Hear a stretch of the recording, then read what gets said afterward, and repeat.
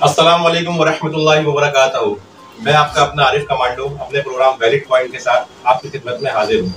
उसके साथ साथ अल्हम्दुलिल्लाह मैं information secretary from United human right council of Pakistan का भी हिस्सा हूँ।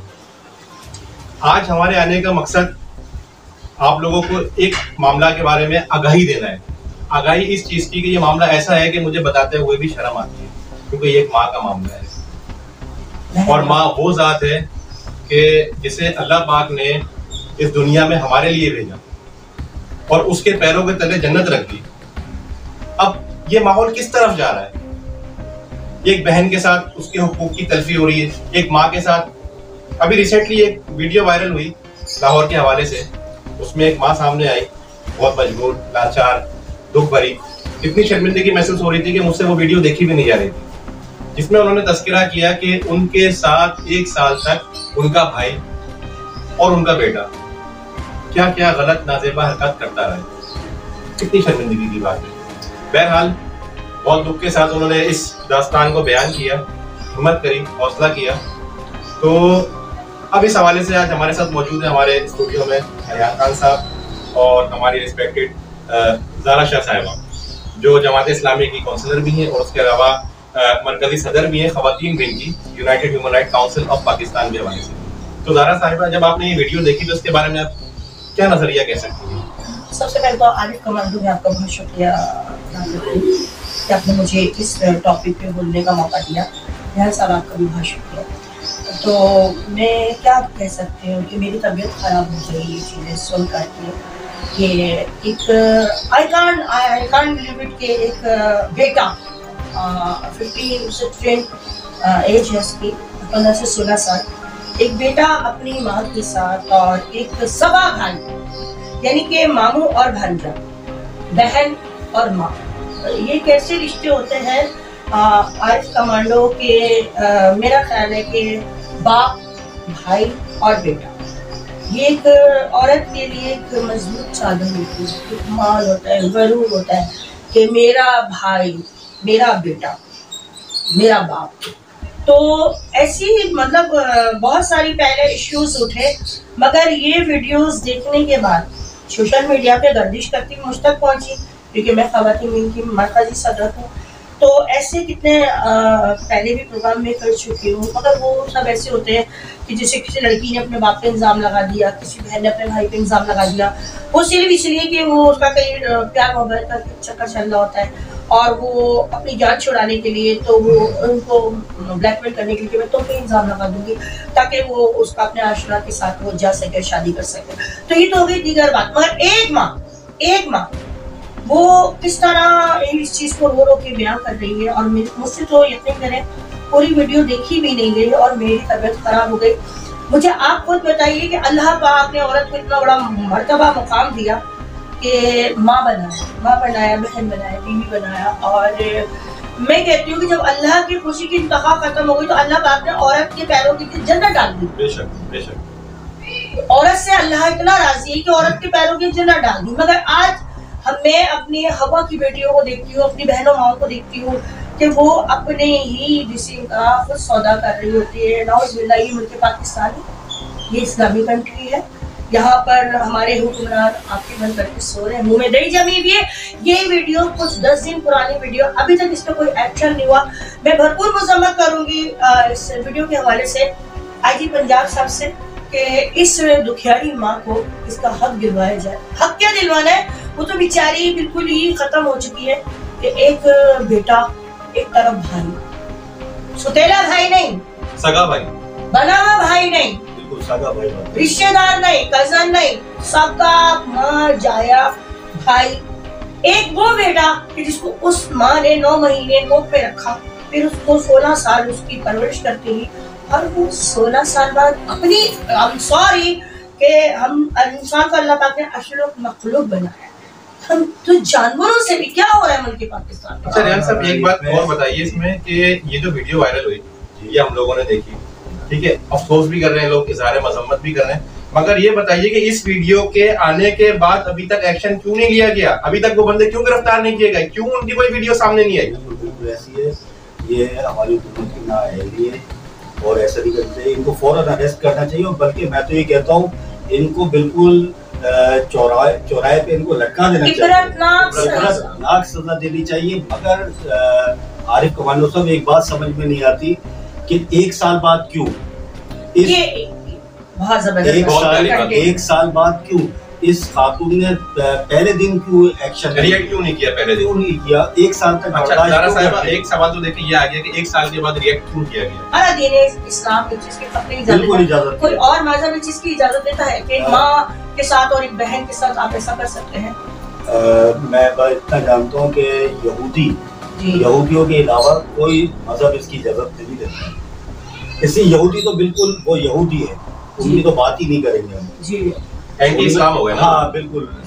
तो बाकी उनके अलावा मेरा ख्याल है कि हिंदू मजहब में, धर्म में भी ये नहीं है, क्रिश्चियन में भी नहीं है, कहीं भी नहीं है। सिर्फ ये पाकिस्तान में क्यों हुआ कि जब नंबर 1 पे होना चाहिए हमारा मुल्क बगैर दीन इस्लाम के हवाले से, अभी कोई वायलेशन हो जाए कि वो मौलवी ने गलत कह दिया, वो शिया काफिर, वो सुन्नी काफिर, तो पूरे मुल्क पाकिस्तान में जराव घराव हो जाता है, लाशें बिखर जाती है। मगर इस बात पे अभी तक हमारे उलमा, हमारे मौलवी, हमारे उलामा, हमारे आलिम दीन वो क्यों चुप बैठे, हमारे हुक्मरान क्यों चुप बैठे हुए हैं? एक सवाल ये पूछा कि इसकी एक बेसिक वजह क्या है, यानी कि ये सारे वाकयात हो क्यों रहे हैं? सर सबसे पहले तो मैं ये कहूंगी कि इस्लाम से दूर हम अपने बच्चों को college, university, school, English medium में पढ़ा रहे हैं, जो बड़े फख्र से सीना चौड़ा करके कहते हैं कि हमारा बच्चा कराची पब्लिक में पढ़ा, हमारा बच्चा वहाँ पढ़ा, हमारा बच्चा आर्मी पब्लिक में पढ़ा, हमारे बच्चे के पास डिग्री है। आज तक किसी माँ बाप के मुंह से सुना कि हमारे बच्चे ने माशाल्लाह हमारा बच्चा हाफिज कुरान है या हमारी बेटी हाफिज कुरान है?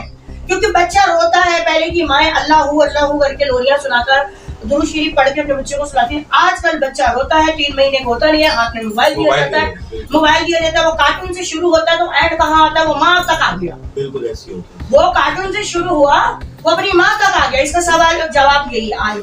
अच्छा, पहलुओं पर रोशनी, एवरीथिंग हैज टू एक्सपेक्ट। तस्वीर का दूसरा रुख क्या है? तो रेहान मौला को सलामत रखे, आपने बहुत अच्छी बात की, और मौला सबको सलामत रखे, मौला को गम ना दे सिवाय गम हुसैन के।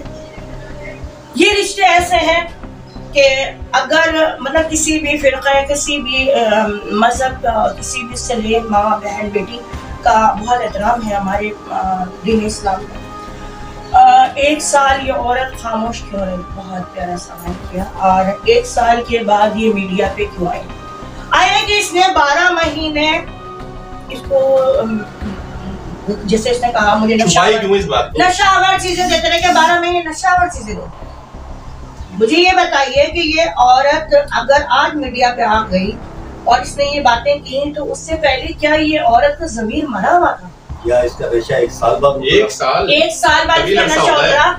सर हमारी अदालतें हैं, अदलिया है, हमारे कोर्ट हैं, हमारे थाने हैं, हमारे अब अहले इलाका को कह देते, वो औरत अहले इलाका की बन जाती कि मेरे साथ मेरा बेटा और मेरा भाई जिना कर रहे हैं, हम जो भी कर रहे हैं, जबरन कर रही हैं, ब्लैकमेल कर रहे हैं। तो मेरा ख्याल है कि इस बात पे इस औरत को अप्रिशिएट करते हैं। मगर मैं तस्वीर का दूसरा रुख ये देख रही हूँ कि ये औरत अपने मुंह से कह रही मैं बेवा हूँ। अगर ये किसी को पसंद करती है या शादी करना चाहती है, हो सकता है इसके भाई को इस चीज पे इतराज हो सकता है इसके बेटे को इस चीज पे इतराज हो।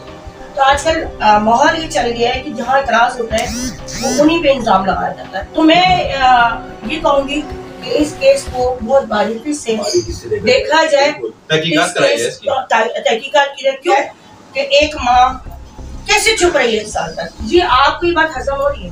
बिल्कुल नहीं हो रही। जब मैंने ये प्रोग्राम देखा सोशल मीडिया पे, तो जब 1 साल वाली बात आई तो मैं तकरीबन, जैसे आप 2 दिन से कह रही कि मैं बहुत परेशान हूँ, तो मैं भी इसमें मजीद परेशान है। मगर मैं उसी पे आया घूमने की 1 साल तक ये क्यों चुप रही और क्यों बर्दाश्त करती रही, उसके पीछे क्या राज है वो तो अच्छा, एक बात और है रियान साहब, मैं आपसे ये कहना चाहूंगा कि ये जो आजकल मोबाइल मैनिया है, ये मूवीज है, ये जो हम फॉरेन कल्चर फॉलो करने लग गए, ये भी एक बड़ा किरदार अदा करती है। बिल्कुल ऐसे, क्योंकि हम लोग जो अपने इस्लाम से भटक रहे हैं उसकी एक बड़ी वजह ये भी है। और फिर ये जो आजकल की जनरेशन है वो अपने माँ बाप के साथ अच्छा सलूक नहीं करती। अमूमन ज्यादातर देखा गया, आए दिन वाकयात आते हैं, केसेस आते हैं, वो एक बात भूल जाते हैं कि आज जो 18 साल का है, 20 साल का है, कल को उसी ने बूढ़ा होना है, शादी होनी है, बच्चे होने, कल उसको इसी मकाम पर आना है। माँ और बाप के, माँ बाप कोई आसमान से नहीं आते, ये अल्लाह ताला ने एक प्रोसेस बनाया है शेक्सपियर इस पे लिख भी चुका है, ड्रामा में नाम था 7 स्टेजेस ऑफ मैन। उसके अंदर सारे स्टेजेस को बताया गया है कि व्हेन ही बिकम हैस्टी। नहीं आजाद करते, फर्स्ट गाइडेंस होती है माँ बच्चे की। देखिए ये तरबियत मिलती है घर से, ये नहीं कि हम क्या हर चीज सोशल मीडिया पे डाल दें कि हमारा बच्चे ने बदतमीजी की तो इसका कसूरवार सोशल मीडिया, ऐसा नहीं है। हमारे घर की तरबियत, हम बचपन में बच्चे के हाथ में मोबाइल दे देते हैं और उसे नहीं पूछते हैं, उसे बताना चाहिए ये रिश्ते क्या हैं, ये रिश्ते कितने अहमियत रखते हैं। कल तुमने भी इस मुकाम पे आना है, आज हमारी खिदमत करो, कल तुम्हारी भी तुम्हारी औलाद करेगी। मतलब फाते अमल होता है। कुछ कहेंगे आप इनका? मैं गलत कह रही हूँ? नहीं, आप सही फरमा रही है, बिल्कुल ये मामला तो है अपनी। हाँ। मगर देखिए आपने अपने जवाब के अंदर ये बात बोल दी कि इस्तेमाल आपके ऊपर है। अगर आप उसका पॉजिटिव इस्तेमाल करते हैं तो अच्छा है। अब देखिए आजकल जगह जगह नेगेटिव इस्तेमाल भी हो रहा है। एक नहीं, 12 प्रोग्राम ऐसे हमारे टीवी पे आते हैं। इकरारुल हसन भाई के हमारे प्रोग्राम है, उसमें लड़कियों को ब्लैकमेल किया जाता है, यानी कि वीडियो बनाई जाती है, यही तो ब्लैकमेलिंग होती है। आप मोबाइल से आप पढ़ाई भी कर सकते हैं, आप इंफॉर्मेशन चीजें भी देख सकते हैं, आप एक दूसरे रास्ते का भी। मैं आपसे एक और सवाल करना चाहूंगा। माशाल्लाह आप हमारे माजी में आर्टिस्ट भी रह चुकी हैं, स्टेज के हवाले से भी रह चुकी हैं। देखिए वो दौर और इस दौर में बहुत फर्क है। अब थोड़ा सा आप ये डिफाइन करें कि लोग कहते हैं आजकल ये मीडिया और ये स्टेजेस की तरफ की जो लाइफ है वो बहुत ज्यादा मतलब नेगेटिव होती जा रही है, तो उस दौर में और इस दौर में क्या फर्क है? सर वही नीला आसमान है, वही जमीन है, वही दुनिया है, वही नदी नाले हैं, वही समंदर है, वही सब कुछ है। दौर की बात नहीं होती है, घर के माहौल की बात होती है। देखिए मेरी बात सुनिए, जब मैं एज ए मॉडल मैंने 24 साल काम किया, मैंने फिल्मों में काम किया, मैंने ड्रामों में काम किया, मैंने पूरे पाकिस्तान में काम किया, ठीक है। मगर हमारे वक्तों में फीमेल की बहुत रिस्पेक्ट की जाती थी और शाज़ो नादिर कोई मिलती थी जैसे मॉडल, डांसर, एक्टर, तो उसकी बहुत रिस्पेक्ट की जाती थी, उसको बहुत इज्जत से घर से लाना ले जाना किया जाता था। तो उस टाइम आप यकीन करें, मैंने तो शोबिज़ अभी छोड़ा जब मैं जमात में आई हूँ, इससे पहले भी मैं काम कर रही थी। अच्छा, पहले मैं देखा कि पहले के ड्रामे अमूमन ऐसे बनते थे जिसमें घर को जोड़ते हुए दिखाया जाता था, रिश्ते दिखाए जाते थे, बहुत अहमियत। सर मैं वही बहुत गलत दिखाया जा रहा है, तो बहुत गलत दिखाया जा रहा है। सर मैं वही क्या हो रहा है? सर मैं वही आ रही हूँ। बिल्कुल। तो कहने का मकसद है पहले हमारे दुपट्टे चेक किए जाते थे, आपका दुपट्टा सही है, आपको ये, आपका वो, आपका मतलब कहाँ तो पाँव तक लहंगा आ रहा है। मतलब आजकल तो आधे कपड़े भी नहीं होते और वो मॉडल होती है, सही है। तो मतलब माहौल यहाँ आके ज्यादा खराब हो रहा है। शो भी इस तो अगर आप बीच में लेकर आ रहे हैं और बहुत ऐसे सवाल किए कि पहले के ड्रामे ऐसे होते थे कि पूरे पूरे खानदान को जोड़ते हुए दिखाते थे, मगर आजकल के ड्रामे देखिए, पहले जमाने में आज से 20, 25, 30 साल पहले भी चले जाओ तो हम बेटी रुखसत करते थे, हम कहते थे बेटा यहाँ से तेरी डोली जा रही, वहां से जनाजा आना चाहिए, ठीक है। जैसी हमारी इज्जत करती थी सास ससुर को अपने माँ बाप समझना, उनकी डबल इज्जत करना, मगर अब जाते हुए माँ अपनी बेटी की नसीहत करती, ये ताबीज़ है बेटा, जाते पहली रात को मियाँ को पिला देना, वो नीचे रख के रहना चाहिए, वो तेरा नौकर बन के रहना चाहिए। अच्छा, अमूमन ऐसा भी देखा गया है कि जब रिश्ता होता है तो ये भी चेक किया जाता है कितने अफराद है। जी बिल्कुल, छोटी शॉर्ट फैमिलीज देखते हैं, ये क्या तरीका है? ये गलत है। देखिए हरे घर में दो, लड़की को पता चले अगर 10 मेंबर छोड़ के आई तो 15 मेंबर हैं, उसे आजकल की औरतें माजरत के साथ, पहले जमाने की औरतें, हम 12 बहन भाई हैं, पहले जमाने की औरतें 12-12 बच्चे पैदा कर लेती थी, वो मर्द हमें पता भी नहीं चलता था, हमारी अम्मा की गोद में औलाद होती थी। मगर आजकल यहाँ प्रेगनेंसी होती है, यहाँ मियाँ का लाख 1.5 लाख रुपए खर्च करा दी ड्रामे, ये माँ सिखाती है, ये भाभियाँ सिखाती हैं, ये बहनें सिखाती, तुम ये करो, तुम वो करो, तुम ऐसा करो, तुम। अच्छा, मैं एक मुख्तसर पूछना चाहूंगा कि अब इसका हल क्या है? कोई अपील आप करना चाहते हैं? हमारा भरोसा दीन इस्लाम पे नहीं रहा, अब टॉपिक वही आ जाता है माँ बेटे और भाई का। साहब एक अपील आप करना माँ बेटे और भाई के लिए तो मैं ये कहूँगा कि इन तीनों को सजा देनी चाहिए, इंक्वायरी तो होनी चाहिए, इंक्वायरी करके, और मेरे हिसाब से तो तीनों को ही सजा। नहीं सर मेरी बात सुने, देखिए 1 साल उसने जाया किया। सर मेरी बात सुने, उसी पे मैं आ गई, आपके सवाल पे जवाब दे रही हूँ कि अगर वो औरत इस पर इल्जाम लगा रही है अपने बेटे और भाई पे, उसको इबरतनाक सजा मिलनी चाहिए। हो सकता है उसका भाई और बेटा बेकसूर हो बेचारे, 1 साल तक इस औरत ने कैसे बर्दाश्त किया। दूसरी बात, अगर उसके बेटा और भाई गुनहगार हैं तो मैं कहती हूँ तीनों को ही संसार करना चाहिए। वो तो कह रही है कि मेरे पास वीडियो है, वीडियो दिखा के मुझे ब्लैकमेल करते हैं, उस वीडियो की भी तो इंक्वायरी होनी चाहिए ना, वीडियो दिखाएं, वाकई गोया कि अल्लाह ना करे उसके अंदर इस तरह के मजमूम वाक़ियात का जिक्र है या नहीं है। बिल्कुल, अगर उसने वीडियो बनवाई है, बनी है वीडियो, तो भाई कैसे बन गई? हाँ बिल्कुल। बेटे और भाई के साथ बना कैसे? भाई एक दफा नशा दिया था ना, 2 दफा नशा दिया था, 365 दिन नशा तो नहीं दिया, नशा नहीं दिया तो 24 घंटे में नशा उसका उतरा नहीं, किसी 1 घंटे भी नहीं उतरा जो उसको एहसास हुआ। तो सर मैं Zara Shah United Women Right Council Pakistan ख़वातीन की मरकज़ी सदर सख्त मजम्मत करूंगी और मैं कहूंगी कि इसको बिल्कुल बारीकी से देखा जाए। आईजी पंजाब है, जो भी है, हमारे अदलिया है, मैं हाथ जोड़ के रिक्वेस्ट करती हूँ खुदारा इस केस को बिल्कुल बारीकी से देखा जाए। जो कसूरवार है, मैं कहती हूँ तीनों कसूरवार है। ये औरत अगर इसके साथ जुल्म हो रहा था तो 1 साल बाद क्यों बोली इसको भी मारो, और अगर वो कर रहा है तो उसको भी मारो। ये नहीं कि मजलूम है, क्यों मजलूम है, क्यों मजलूम है? जो एक बच्चा पैदा कर सकती है औरत बहुत बहादुर है, चट्टान को हिला सकती है औरत। आरिफ में गलत थे? नहीं, आप सही कह रहे हैं। मैं ये कहना चाहूंगा दोस्तों, चले आप सब लोगों का शुक्रिया, आप लोग मेरे साथ आए और इस टॉपिक को डिस्कस किया। बहरहाल अफसोसनाक टॉपिक है और एक मुकद्दस रिश्ते को पामाल किया गया है, तो लिहाजा मैं इजाजत चाहूंगा। आरिफ कमांडो आपसे इजाजत चाहेगा। जरूर बताइएगा कि प्रोग्राम कैसा लगा और इंशाल्लाह अपने नेक्स्ट प्रोग्राम में नेक्स्ट टॉपिक के साथ हम जरूर हाजिर होंगे। अस्सलाम वालेकुम व रहमतुल्लाहि व बरकातहू।